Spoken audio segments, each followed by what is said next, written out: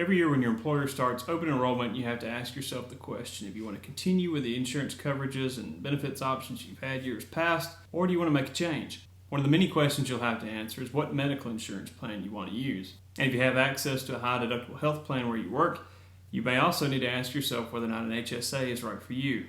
Now, health savings accounts are a great tool to help you both save for qualified medical expenses and also for retirement, but they're not for everyone.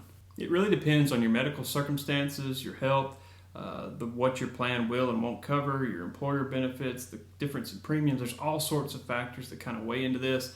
And today what we're going to do in this video is we're going to talk about the differences between HSAs and FSAs, how you can evaluate that difference, and then I'll walk through an example in my own life where I made this evaluation and chose HSA over FSA and how I arrived at that conclusion. So in general, health savings accounts are better than flex spending accounts if you're healthy. If your annual health costs are relatively low, it's hard to beat the triple tax advantage savings ability of an HSA. Flex spending accounts and HRAs, they just can't keep up. On the other hand, if your annual medical costs and prescription costs are pretty high, then maybe a flex spending account is the right option for you. Let's start by walking through some of the details about each of these plans and how they work. First, let's talk about things that HSAs and FSAs have in common. Both HSAs and FSAs were created to incentivize people to save for qualified medical expenses and make those expenses tax deductible to avoid penalizing people for incurring those costs. In both cases, HSA and FSA employees and employers can make contributions to each of these accounts, and about 80% of American employers who offer an HSA or FSA make contributions to these accounts. Many times this is done to encourage employees to engage in healthy behavior like weight loss or eating healthy or exercising, things like that. There's actually a monetary incentive for doing those things, completing those tasks, and then your employer will contribute money into your account. Now, one thing to keep in mind is the annual limits for contributions to FSAs and HSAs cannot be exceeded by your employer and employee contribution combined. So if you max out contributions on your own, your employer won't have any room to make contributions into the account. Likewise, once your employer makes a contribution, the total amount you can contribute on an annual basis is reduced by the amount of their contribution. There are some unique features about FSAs. Basically, you make a decision to sign up during open enrollment, and at the beginning of the following year, your employer will contribute the full amount into your FSA at the beginning of that year, and you'll repay them over the course of the year through payroll deduction. Now, the money that's put into the FSA goes in completely tax-free, and your payroll deductions also avoid Social Security and Medicare tax as well. Once an FSA is funded, you have that year to completely use the funds within the account, or you lose them for good. There is an option that your employer can provide a grace period at the end of the calendar year to give you a little more time to use those funds, but there is a finite period of time you have to use them. And if you don't, you lose the money for good. It actually goes back to your employer. Obviously, this is a real disadvantage for SFAs because you kind of need to know what your medical costs are going to be for the entire year before you make a decision to actually use the account. Otherwise, you're going to lose money. This makes an FSA pretty difficult to use for those who have unpredictable healthcare costs. I do want to make a distinction at this point too that an FSA is not a dependent care FSA. They are two separate accounts. Don't get those confused. A dependent care FSA basically allows you to set aside money for child care at the beginning of the year. They work very similarly, but they are distinctly different accounts. Now let's talk about a few unique features of HSAs. Many HSAs are funded through an employer-sponsored plan, but you can also open an HSA through banks or brokerage investment companies, things like that. In either case, you have to be enrolled in a high deductible health plan or HDHP in order to contribute to an HSA, and we'll discuss those later in the video. If you elect to open an HSA on your own, all your contributions to that HSA are tax deductible. If you open an HSA through your employer, you can fund it through payroll deduction. Those contributions are tax-free. They also avoid Medicare surtax and Social Security tax as well, giving them about a 7.5% tax boost. Unfortunately, if you contribute to an HSA outside of an employer-sponsored plan, you don't get to avoid the Social Security or Medicare taxes. You will have to pay those when you get paid, and you will get a deduction on your income tax when you fund the HSA, but you won't avoid the Social Security or Medicare tax. One of the most important features that HSAs have over FSAs is that once you put money into the account, it becomes yours forever. There's no forfeiture of assets due to the end of a calendar year that weren't used or anything like that. They stay in the account until you spend them. The second key advantage that HSAs have over FSAs is the ability to invest your contributions. There's no investment feature with FSAs, but in an HSA, you can actually purchase equities, stocks, bonds, mutual funds, ETFs, things like this within the account, allowing it to grow tax-free potentially your whole lifetime. And remember, if you use those funds for a qualified medical expense, they're never taxed, ever. Not the contributions, not the earnings, or the withdrawals, ever. But that doesn't necessarily mean you have to use the money for a qualified medical expense. Beginning at age 65, you can make withdrawals from an HSA for any reason at all, but you will owe income tax if the money isn't used for a qualified medical expense. In that regard, it works a lot like a traditional IRA or 401k. And that's important because it gives you some flexibility if you overfund the account. If you pass away with an HSA and there's still a balance in the account, your spouse can continue to use the account as if it's their own. For anyone else, they'll have to completely liquidate or withdraw all the funds from the account in the year they inherit it, and that withdrawal will be completely taxable. So if there's a large balance in the HSA, it could be pretty costly from a tax standpoint. Finally, there's a popular strategy with HSAs. Once you make a contribution to an HSA, you use that up for that time period and you can't replace it. In other words, let's say in 2025 you put $1,000 into an HSA and you use it in 2026. You can't retroactively replace that money. That means any money that comes out of the account comes out of it for good. Now, for this reason, a lot of people don't like to actually use the money that's in their HSA. Instead, they'll pay for medical expenses out of pocket, leave the money in the HSA, save the receipt and record of that medical expense, be it for treatment or pharmaceuticals or whatever. They'll hang on to those receipts, and many years down the road, they'll seek reimbursement later. By doing that, by leaving the money or the contribution or the balance in the account, it can continue to earn money tax-free for years, and they can just get the reimbursement later. There's no time limitation on when you seek reimbursement from an HSA, so you could potentially do this decades and decades and decades and then seek reimbursement many, many years down the road, giving your HSA lots of time to grow. The only drawback to this strategy is you need to keep pretty detailed records of your medical expenses, when they happened, what the expense was, where it occurred, how much it was, and you need to do that for a very long time. So if you go this route, just be sure you're organized so you can actually reap the benefit of leaving your HSA money in the account. All right, eligibility for HSAs and FSAs. Now, FSAs are only available to people who actually work for a company that offers an FSA as part of their medical plan. You can't open an FSA on your own outside of an employer-sponsored plan. In 2024, contributions to an FSA are limited to $3,200. And if you're married, your spouse can contribute up to $3,200 to an FSA as well. And truthfully, though it's unlikely, you can contribute $3,200 to an FSA for every employer-sponsored FSA plan that you have access to. So if you had 5 jobs that all offered FSAs, you could contribute $3,200 5 times. And like we said earlier, an HSA is available to anyone who is covered by a high-deductible health plan. And you can open an HSA where you work, or you can open one privately on your own. Now, true to the name, high deductible health plan is a health plan that basically carries higher deductibles or puts more of the risk for medical treatment in the hands of the insured. It means you will pay more out of pocket if you receive medical treatment, at least up to a point. We have some of those minimum deductibles and maximum out of pockets on your screen. In general, though, the benefit for signing up for an HDHP is that you'll pay a lower health care premium every month. For carrying this extra risk, the government allows those who have HDHPs to open HSAs and save for medical expenses. The annual contribution limits for HSAs are on your screen now. If you are 55 or older, you are allowed to make an additional $1,000 contribution to an HSA each year. Also, you and your spouse can contribute to an HSA, but your combined contributions cannot exceed the maximum annual amount. So how do you know if an HSA or FSA is right for you? Well, it depends on a lot of different circumstances. First off, how healthy you are, or how often you actually need medical treatment or pharmaceuticals, things like that, is a factor. The conditions of your employer-sponsored medical plans, how much the premiums are, how much the co-insurance and things like that are, that will factor into it. How much your employer actually contributes to an HSA or FSA could be a factor as well. There's just a lot of different circumstances, and they vary from employer and plan to employer and plan. Now, several years ago, my wife and I actually went through an evaluation like this. I'm actually going to jump over to the computer now, kind of show you how we went through that process. So this is a spreadsheet that I put together many years ago when we first had access to a high deductible health plan with an HSA versus our preferred provider network or whatever insurance at my company. I call it Cadillac Insurance, the PPO, where basically our deductible was very low. It wasn't zero, but I'll show you that in a second. Basically what you can see here is I've got 2 columns where I've compared the PPO and the HDHP. You can see at my company, the annual premium at the time was, this is for a family of 4, by the way, was $44.21 for the PPO and $24.96 for the HDHP. Again, this was many years ago. Those rates have gone up quite a bit since, but I didn't want to give up-to-date rates from my company today. I didn't think that would be liked very much by my employer. So anyway, but this is old data, and I've actually changed it a little bit. But you'll get the picture as we get through it. So you can see the premium is much higher for the PPO, but the deductible, as we get down here, much lower.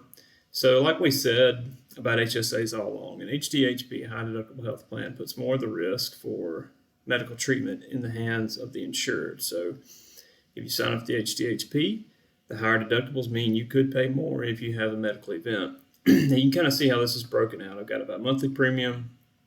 This company contributions is what my company contributes toward insurance. This is not what they pay toward the premium. This is what they contribute for healthy activity outside of work. So things like getting your physical, if you maintain a healthy body mass, if you exercise regularly. There are courses you could take about healthy eating. There's a course you could take about tobacco cessation if you smoke or whatever. And all these are encouraging, a healthier lifestyle. That's the point of it, right? So if you do those things, you can get up to, at the time, you get up to around $800 a year contributed to your HSA or HRA or FSA, whichever one of the three you used at my company. All three were available, but that's how it would be paid to you. So you can see with the HDHP, there's $1,200 more of incentive, and that is literally the difference in what it cost my company in terms of covering me versus in the HDHP versus someone in the PPO. That's how much more risk they were carrying. So they were basically providing that benefit directly to anyone who would just sign up for the HDHP. So in January 1st, boom, $1,200 right in my HSA just for signing up for the HDHP. So that closes the gap considerably. Now, you may not have that at your company. Around 80% of companies do provide some sort of employer contribution to an HSA if you sign up for one. So you'll have to adjust the math for your company, but this is just an example for you guys to kind of look at. So this annual base cost is basically what your premium is minus all these benefits. And so you can see the HDHP is much cheaper. If you don't have a medical event, it's a no-brainer. If you're in good health and you don't have any accidents or things like that where you need treatment, the HDHP is by far and away the winner, right? But you can't see the future. That's the trouble. And medical costs, as you know, can get pretty high. So next line, this is where things true up a little bit more. You've got a deductible here, $3,000 annually for the HDHP, $750 for the PPO. That's just the baseline deductible. That's what you owe before any co-insurance kicks in. This is all on your shoulders. So there were other PPO plans available. This was probably the least expensive at the time. I think we had some where there was a zero deductible and the premium was even higher. I think there was one where the deductible was like $250, which would have been kind of in the middle. And then you got this cheapest option for the PPO and then the HDHP. Now, one thing I do want to point out that's unique about my plan, I can't speak for everyone. I'm not an insurance expert, but I always thought it was interesting that the HDHP had a I guess, lower percentage of deductible covered, or percentage of coverage, after the deductible was reached. So after you get to $3,000, 80% of any additional coverage was covered by the HDHP, whereas in the PPO, once you hit that $750 deductible, 90% was covered. So they're contributing much more in the PPO. Again, the PPO, you're paying for less risk. What is more interesting to me is that for in-network treatment, the PPO had a maximum out-of-pocket of $14,300 because pharmaceuticals had this additional deductible maximum, which didn't exist with the HDHP. And I don't really know why. But what that does is it means that your out-of-pocket max at the time. Now, this is what my insurance does. Now, I think the total out-of-pocket max for a family on HDHP in 2024 is going to be like 15, 17,000, somewhere in that range. It's pretty high. I can't remember off the top of my head. So it's going up. But my company, the plan we have, limited my out-of-pocket max, which was nice, of course. Now, there's a minimum deductible that all HDHPs must have. At the time, that was $3,000. It's going up, I believe, year by year. But anyway, what this creates is sort of a dynamic where you've got a range where the PPO will cease to be more efficient and the HDHP will become more efficient. And I'll show you in a second what I'm talking about. But basically, up to a point, the HDHP is cheaper because the premiums you pay are lower. So there's a gap between that annual cost. You're going to start paying deductibles for treatment to kind of catch up to the PPO. That's what this first bracket of data is. This is, if I have medical claims, this is back in 2017, I was forecasting it. If I had a $1,000 medical claim, my PPO copay, I'd be out of pocket $775. I'm not exactly sure where the other 25 is coming from. My HDHP, I'd owe the whole thing, right? So in this case, the HDHP is still better because I paid so much in premiums in the PPO that the HDHP is lower. And that's true for $2,000 of treatment. That must be a co-insurance feature or something kicking in at that point. That's what it is. So that co-insurance at 90%, that would be my out-of-pocket here. The HDHP would have been $2,000 because I got that $3,000 deductible. But when you factor in premiums, the HDHP is still better. And that was true all the way up until you got to $14,000. And at $14,000, there was an equilibrium, right? This is where the cost of the HDHP, the extra deductibles, kind of caught up to the deductible savings you had with the PPO. And when you factor in the premiums you pay annually, along with that deductible information, you had this bottom of the range. And in this range, from $14,000 to $22,000, the PPO is actually advantageous. And the reason is I'm paying a lot out of the deductibles in my HDHP, and it's actually exceeding that 90% co-insurance. It's providing more valuable in the PPO than the 80% co-insurance is in the HDHP. So there's a range here where it's less efficient to have the HDHP than the PPO, but it's a pretty tight window. It's $8,000 of treatment. I can tell you, and I've kind of put this in some of our videos, I suggest if you can, I don't know if all insurance companies do it, but mine has a record, as long as I've been insured by them, of the cost of medical treatment for me and my family for every year I've had the insurance. So I can go into the website they have right now and pull that information. I was able to do that in 2017.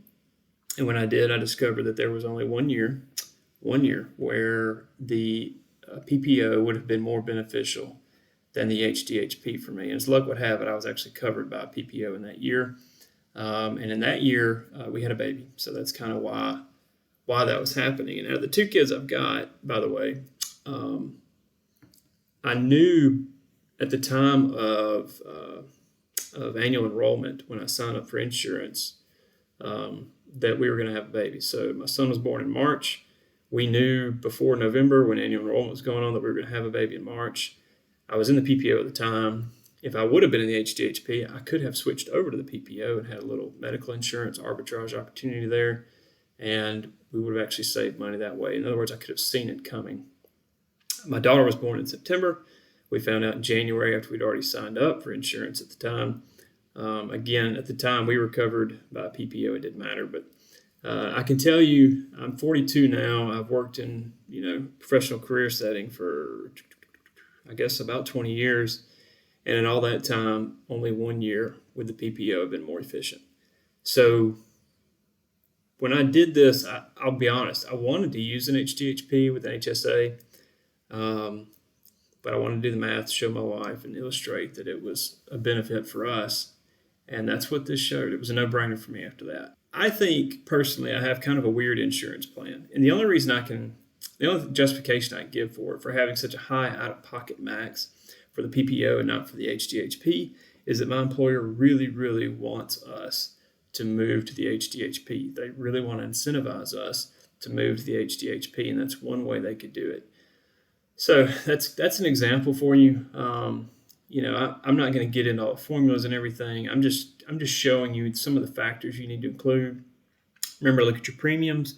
Consider your out-of-pocket maximums for both medical treatment and prescriptions. Think about those deductibles, any co-insurance. You've got to factor all that in, and it's really complicated. It really is. But if you go through the exercise and kind of figure out, okay, this is what I need to do to understand whether or not this is going to be beneficial for me or not, it gives you a lot of peace of mind. And I think what you'll find in many cases is that most years an HDHP is the right choice if you're healthy. If you have, terminal illness that you deal with or some sort of other recurring medical event, then maybe it's not right for you. I don't know. You've got to factor that in. But that's where that knowing the history in your insurance is so important. And I'd really encourage you to do some digging around, investigating, and try to figure out kind of where you land on that. Because, we're making tons of videos about the HSAs. I have had one for many years now, and I love the thing, quite frankly. And since we've had it for many years, we've built up a balance within the account that provides in itself quite a bit of insurance, because it's a pretty large sum of money, and it exceeds any out-of-pocket maximum we'd have in a given year. So if our medical circumstances change where the math no longer works for the HDHP, we could pivot at open enrollment, and we'd have kind of an expensive year, but we've got the money to cover that because we've been in the HSA for so long.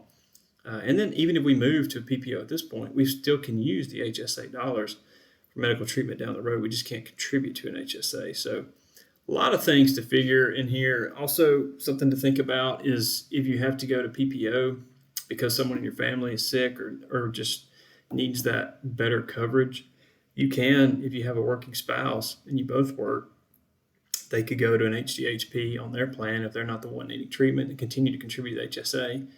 And I'm pretty sure you can use that for anyone in your family. So a lot of ways you can approach this, a lot of angles and strategies you can take, but hopefully this kind of gives you an example of how, in this case, an HDHP with HSA was more beneficial for me than a PPO with an FSA or HRA. So that's it. Thank you all for bearing with me. I know the image quality here and the sound quality especially leaves a lot to be desired on my laptop, but this is the best way to show you guys this spreadsheet. So thanks a lot. So hopefully that evaluation was helpful to you.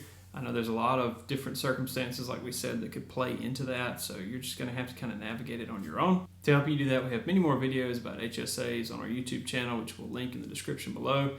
We also have a lot of posts on our website about HSAs to help you out there. If this video was helpful to you, we would really appreciate it if you click like and subscribe. Also, if you've been through an evaluation like this yourself and have anything to add, please put that in the comments below to help other folks who are trying to make this decision on their own.